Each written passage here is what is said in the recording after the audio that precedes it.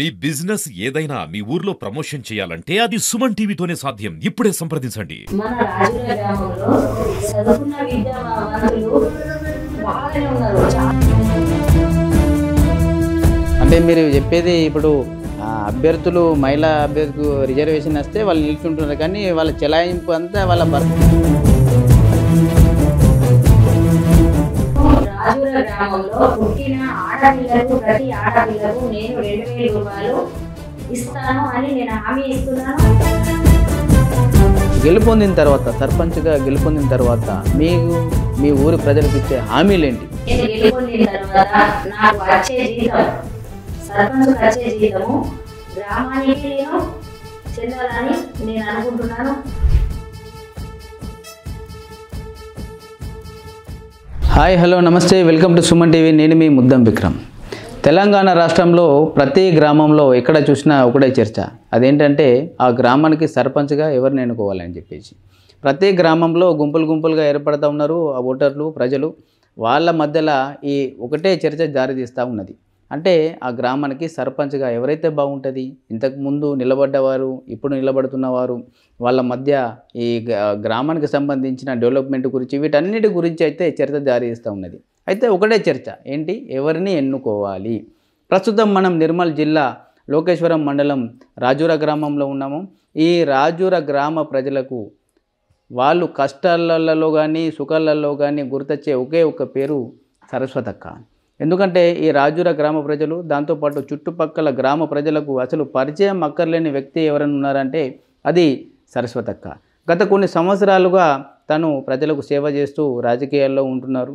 మరీ ముఖ్యంగా తనకు సర్పంచ్ పదవి కనుక ప్రజలు కట్టబెడితే ఆ సేవను మరింత ఎక్కువ చేస్తూ గ్రామ ప్రజల రుణాన్ని తీర్చుకునే అవకాశం నాకు ఇవ్వండి అని చెప్పేసి చెప్తా ఉన్నది. దాంతోపాటు తెలంగాణలోనే నంబర్ 1 పంచాయతీగా ఈ రాజూర గ్రామాన్ని తీర్చిదిద్దుతా అని చెప్పేసి ఛాలెంజ్ చేస్తూ మరీ బరిలోకి దిగుతూ ఉన్నది. సో ఇప్పుడు ఈ సర్పంచ్ ఎన్నికల గురించి ఒకసారి మనం సరస్వతక్క గారికి అన్ని విషయాలు అడిగి తెలుసుకునే ప్రయత్నం చేద్దాం. అక్క నమస్కారం.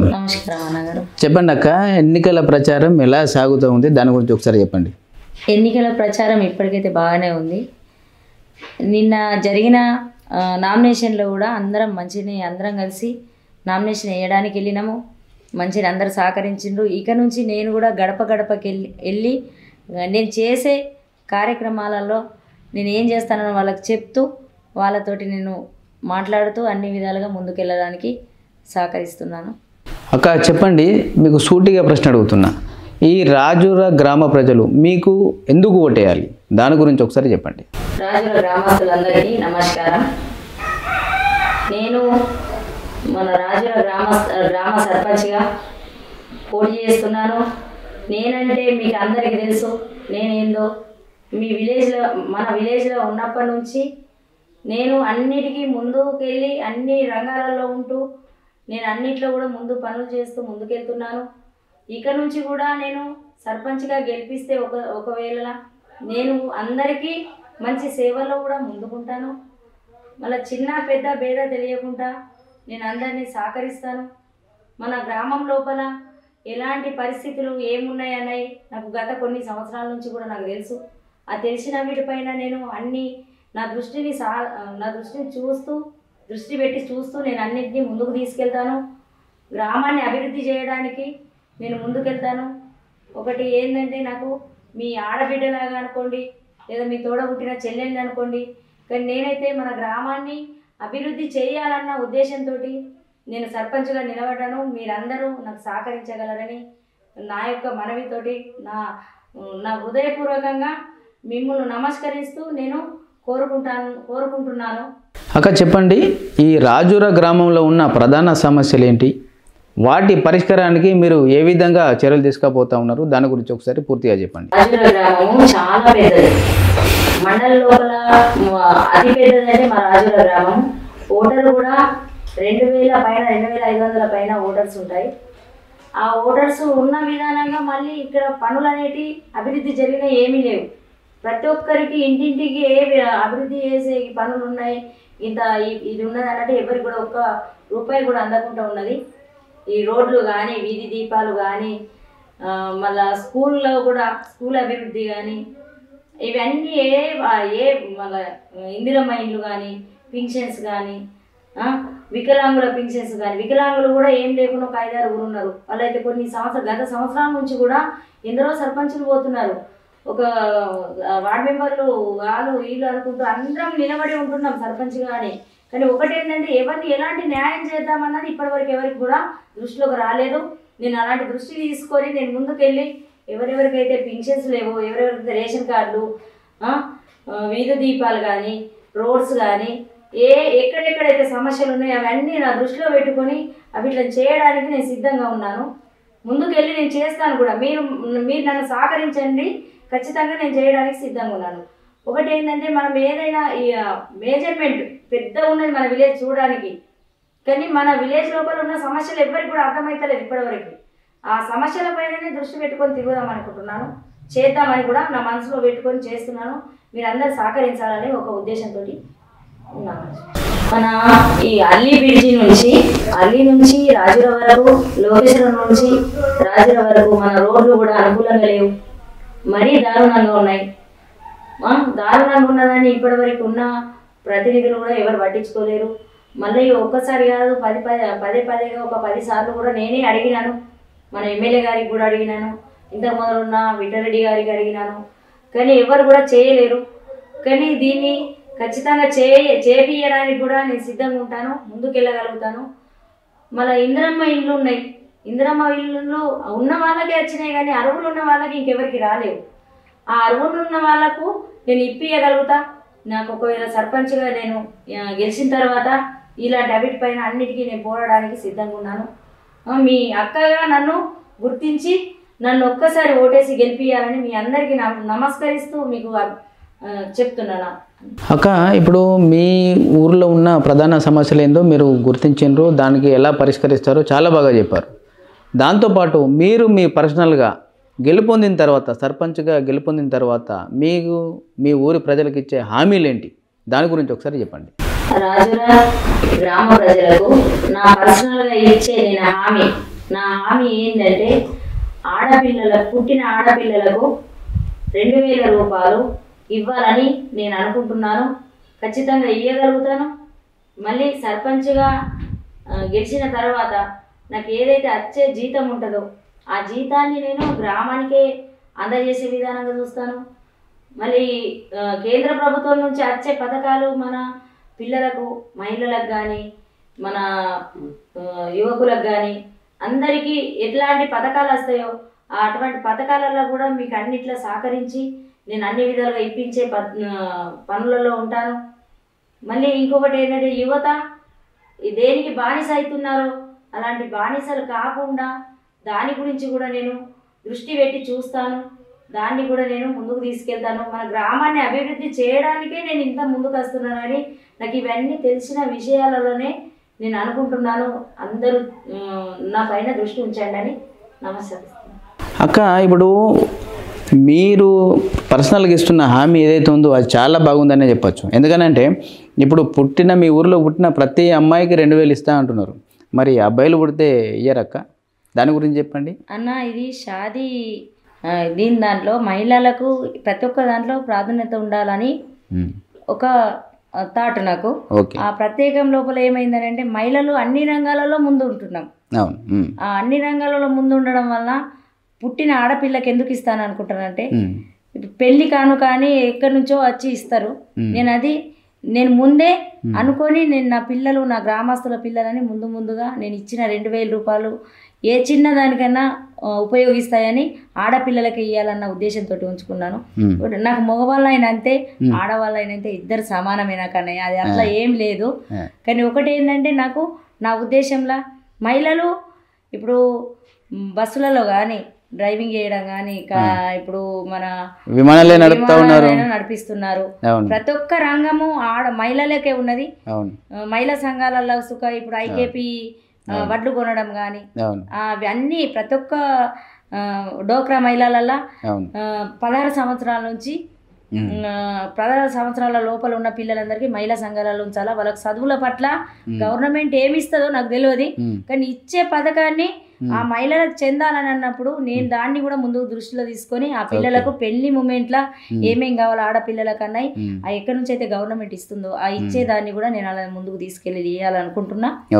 ఒకటి మళ్ళా ఈ పిల్లలు చిన్న పిల్లలు ఉన్నారు చూడండి, ఆడపిల్లగాళ్ళు మన ఈ స్కూల్లో గవర్నమెంట్ స్కూల్లో ఉన్నారు. ఇప్పుడు స్కూల్లో ఆటలు ఆడుకోవడానికి కానీ దేనికైనా ఎట్లాంటి ఉపయోగాలు లేవు ఇక్కడ. అటువంటి ఉపయోగానికి కూడా నేను ముందుకుంటా. నేను ఇంతకు మొదలు స్కూల్ చైర్మన్, ఇప్పుడు రన్ను కూడా నేను స్కూల్ చైర్మన్ని. స్కూల్ని ఏదో చిన్న స్థాయిలో అన్నా కానీ నేను అభివృద్ధి చేయాలనుకున్నా. దాన్ని చిన్ననో ఏదో ఫిల్టర్ వాటర్ ప్యూరిఫై అవి ఇవి గవర్నమెంట్ వచ్చిన పథకాలతోటి నేను అక్కడ చేయగలిగిన. ఇంకా నుంచి కూడా నేను ఇంకేది చేయాలనుకుంటున్నానో గవర్నమెంట్ పథకాలు ఎన్ని వచ్చినా కూడా నేను అన్నిటికీ చేయడానికి సిద్ధంగా ఉన్నా. అంటే ముఖ్యంగా మహిళలు అన్ని రంగాలలో డెవలప్ కావాలి కాబట్టి మీరు ఆ పుట్టిన అమ్మాయికి ఆడపిల్ల పుడితే మీరు ఆ రకంగా మీ తరపు నుంచి 2000 ఇద్దామని మీరు అనుకుంటున్నారు. అన్ని రంగాల్లో డెవలప్ కావాలని మీ కోరిక. నా కోరిక. అక్క చాలా బాగుంది. ఎందుకంటే మహిళలు ఇప్పుడు మిమ్మల్ని చూస్తేనేమి ఇప్పుడు బీసీ ఇక్కడ మహిళ వచ్చింది, ఇప్పుడు మీరు నిలబడతా ఉన్నారు. అంటే మీలాంటి వాళ్ళు ఇంకా ముందరికి రావాలి కదా అక్క. ఒకటి నేను కోరుకున్నది ఏంటంటే బీసీ మహిళగా రావడం. నేను గత సంవత్సరాల నుంచి నేను రాజకీయంలో రంగాలలో తిరుగుతున్నాను. నాకు అన్ని అవగాహనలు ఉన్నాయి అనుకొని ఎందుకంటే 28 సంవత్సరాల నుంచి నేను రాజకీయంగా చేస్తున్నాను. నేను ముందుకెళ్ళి ఎక్కడెక్కడ ఎలాంటి పథకాలు నడుస్తున్నాయి, ఎవరు ఏ విధానంగా మాట్లాడుతున్నారు అని నేను గ్రహిస్తున్నాను. ఆ గ్రహించడం వల్ల నాకేమనిపించిందంటే నేను ఇక్కడ రాజురా గ్రామం లోపల మహిళకు వచ్చింది ఈ అవకాశం. మహిళకు రావడం వల్ల నేనేం చేసిన అంటే నేను ఖచ్చితంగా సర్పంచ్ని చేయగలుగుతా. చేసి నేను ఇక్కడ విలేజ్లో ఉన్న డెవలప్మెంట్ పనులు ఎవి ఉన్నా కానీ కూడా నేను విలేజ్ని డెవలప్ చేయడానికి ముందు అంచనాలు ఉంటా. సర్పంచ్కి వచ్చిన జీతాన్ని కూడా నేను అక్కడే గవర్నమెంట్కే కేటాయించేసి అన్ని విధాలుగా నేను ముందుకుంటానని అనుకుంటున్నా. అయితే భార్యలు ఉండి భర్తలు చెలాయిస్తుండ్రు కొన్ని విలేజ్లలో ఎక్కడైనా కానీ. అయితే అట్లాంటి పరిస్థితులలో నా ఉద్దేశం ఏంటంటే భర్తలు చెలాయించడం ఎందుకు, నేనే ఉంటాను అన్న ఉద్దేశంతో నేను ముందు ఎంచనేసుకొని ముందుకెళ్తున్నాను అన్న. ఇంతే. అంటే మీరు చెప్పేది ఇప్పుడు అభ్యర్థులు మహిళా అభ్యర్థులకు రిజర్వేషన్ వస్తే వాళ్ళు నిల్చుంటున్నారు, కానీ వాళ్ళ చెలాయింపు అంతా వాళ్ళ భర్తలేదు ఉన్నదని చెప్తున్నారు మీరు. ఇంతకు మొదలు జరిగినాయి, ఇప్పుడు కూడా జరగబోతాయేమో చెప్పలేను అని వీటికైతే ముందంచన వేసుకోలేం, కానీ ఇప్పటికి జరగబోతాయి కూడా. ఇంతకు మొదలు జరిగినాయి, ఎంపీటీసీలు కానీ సర్పంచులు కానీ ఇంతకు మొదలు చేసిండ్రు. ఇక్కడ అంటే చేయగలుగుతారు, ఓకే. విలేజ్ మట్టుకు భార్యని సీటు పైన కూర్చోబెట్టేసి బయట చెలాయించగలుగుతారు. ఒకవేళ మనకు మండల స్థాయిలో, జిల్లా స్థాయిలో, రాష్ట్ర స్థాయిలో మనకు మహిళ కావాలా, మహిళా సర్పంచ్ కదా. అప్పుడు ఏం చేస్తారంటే అన్నయ్య గారు, అండర్ గ్రౌండ్ అంటే సమస్యలు ఉంటాయి. ఆ సమస్యల పైన సర్పంచ్ ఎవరు అని అంటే లోపలికి పిలిచేది ఎవరిని, భర్తని కాదు కదా, మహిళని పిలుస్తారు. అప్పుడు మాట్లాడే ఇది ఉండాలి, మాట్లాడే వార్డ్స్ ఉంటే ఎవరైనా కూడా మన గ్రామం గురించి చెప్పగలుగుతాము. సమస్యల పైన అవగాహన ఉంటేనే మీరు మాట్లాడగలుగుతాం. కానీ ఈ సమస్యల పైన ఎలాంటి అవగాహన లేకుండా పోయి మూగరథంలాగా కూర్చోవలసి వస్తుంది. మన విలేజ్ ని డెవలప్మెంట్ చేయలేం మనం అట్లా. అలాంటి ఉద్దేశంతో నేను ఎక్కడైనా కూడా నేను ముందెళ్ళి మాట్లాడగలుగుతా, నేను చెప్పగలుగుతా, నా ఊరు సమస్యలు చెప్పగలుగుతా. మన సీఎం దగ్గర కానీ, ఎమ్మెల్యే దగ్గర కానీ, ఎంపీ దగ్గర కానీ, మండల స్థాయిలో కానీ, జిల్లా స్థాయిలో కానీ ఎక్కడైనా కూడా వెళ్ళడానికి సిద్ధం, నేను చెప్పడానికి కూడా సిద్ధమే. వావక్క, మీ ఆలోచన ఎంతో చాలా బాగుంది అక్క. ఎందుకంటే మీరు చెప్పినట్టు ఇప్పుడు అక్కడ మహిళలు కొందరు నిలుచుంటున్నారు, కానీ వాళ్ళకి సమస్యలపైన అవగాహన ఉండదు, మాట్లాడే వ్యవస్థ ఉండదు. ఎందుకంటే వాళ్ళ భర్తలు వాళ్ళు మొత్తం చూస్తూ ఉన్నారు కాబట్టి రాజకీయం చేసిన వాళ్ళు ఉంటారు కదా. ఒకటి ఏంటంటే మనకు అవకాశం రాక వచ్చింది మహిళలకు. రాక వచ్చిందంటే ఎట్లా ఉండాలంటే మన గ్రామాన్ని అభివృద్ధి చేసుకోవాలంటే ఒక అవగాహన ఉన్న మహిళని ఎన్నుకోవాలా అన్న థాట్ మీకు ఉండాలి. ఆ థాట్ తోటి కొద్దిగా నేను ఆ థాట్లో ఉన్నదాన్ని, నేను అలాంటి ఏ పథకాన్ని కూడా ముందుకు తీసుకొస్తానన్న ఉద్దేశంతో నేను ఇక్కడ అంత పట్టుదలతోటి ఉన్నా అన్నగారు. అయితే నాకు ఆ పట్టుదలని నాకు ఫుల్ఫిల్ చేసిందనుకో, నేను గ్రామానికి ఎప్పుడైనా పడి ఉంటాను అన్న ఉద్దేశంతో ఉన్నానన్న నేను. ఓకే అక్క చెప్పండి, ఇప్పుడు 0 బడ్జెట్ పాలిటిక్స్ చేస్తా అని మీరు అంటున్నారు. డబ్బులు పంచకుండా సర్పంచ్ పదవి మీకు దక్కుతుందా? దాని గురించి ఒకసారి చెప్పండి. నేను నామినేషన్ చేశాను. ఒక రూపాయి కూడా ఇవ్వకుండా, ఒక రూపాయిని కూడా ఆశించకుండా నా నా ఆడబిడ్డ అనుకొని వాళ్ళు ఖచ్చితంగా మా ఇంటికి రావడం జరిగింది. అందరూ నన్ను తీసుకెళ్ళిండ్రు, బాగానే నామినేషన్ వేయించిండ్రు. నామినేషన్ వేయించిన తర్వాత మళ్ళీ అక్క మీకు ఇంటి వరకు పంపిస్తాము అని అంటూ నన్ను అందరూ గౌరవిస్తూ, నా అన్నలు, నా అక్కలు, నా అమ్మలు అందరూ నా ఇంటి వరకు వచ్చి నన్ను మంచిగా గెలుస్తావు అమ్మ, నువ్వు ఖచ్చితంగా గెలుస్తావు, నిన్ను గెలిపిస్తామని మాట హామీ ఇస్తూ వాళ్ళు వెళ్ళిండ్రు. వాళ్ళ ఇంటి ఆడబిడ్డని కాబట్టి నన్ను ఖచ్చితంగా గెలిపిస్తారు. వాళ్ళు గెలిపిస్తారన్న నమ్మకం నాకు ఉంది. నాకు డబ్బులు మంచి అవకాశం కూడా లేదు, నాకు అవకాశం కూడా అలాంటిది నాకు రప్పియనియరాలు. నన్ను ఖచ్చితంగా వాళ్ళు ఓటేసి గెలిపిస్తారన్న నమ్మకం నాకు ఉంది. అక్క చెప్పండి, ఈ రాజూర గ్రామంలో ఎంతమంది సర్పంచ్ పదవికి పోటీ పడుతూ ఉన్నారు? గెలవడానికి మీ వద్ద వ్యూహాలు ఏంటి? దాని గురించి ఒకసారి చెప్పండి. ఇక్కడ 5 మెంబర్స్ నిలబడుతున్నారు. గెలవడానికి ఎవరి గురించి నేను కించపరచను. ఎవరి ఆలోచన వాళ్ళకి, ఎవరి ఉద్దేశం ఏముందో నాకు తెలియదు. కానీ నేను మాత్రము ఎవరిని కించపరచకుండా, ఎవరిని ఏమనకుండా అందరం సామరస్యంగానే చేద్దామని అనుకుంటూ, ఎవరి అభిప్రాయాలు, ఎవరి గెలుపు వాళ్ళకి అని, ఎవరి రేసు గుర్రం అన్నది ఎవరికి తెలియదు కదా. అట్లాంటి ఉద్దేశాలలో ఉన్నాను. ఒకటి ఏంటంటే నేను ఖచ్చితంగా గెలవాలి, ఇంటింటి గడప గడపకు పోయి నేను చెప్పడానికి నేను సిద్ధంగా ఉన్నాను అన్న ఉద్దేశంతో. మళ్ళీ ఒకటి, అందరి మధ్యలో సరస్వతక్క అన్నది అందరి మధ్యలో ఉన్నది. అట్లాంటి టాక్ ఉన్నది అని అన్నట్టుగా నా ఉద్దేశంతో నేను గెలుస్తానని నా నమ్మకంతో నేను ముందుకు వెళ్తున్నాను అన్నగారు. తప్పకుండా అక్క, మీరు కూడా ఈ రాజూర గ్రామంలో అత్యంత భారీ మెజారిటీతో గెలవాలని చెప్పేసి సుమన్ టీవీ తరఫున మేము కోరుతూ ఉన్నాం. ఎందుకంటే మీకున్న ఐడియాలజీ కానీ, మీకున్న అభిప్రాయాలు కానీ చాలా బాగున్నాయి. ముఖ్యంగా మహిళా సాధికారిక గురించి చాలా గొప్పగా చెప్పినారు. మహిళల అండరాగంలో రాణించాలని చెప్పారు.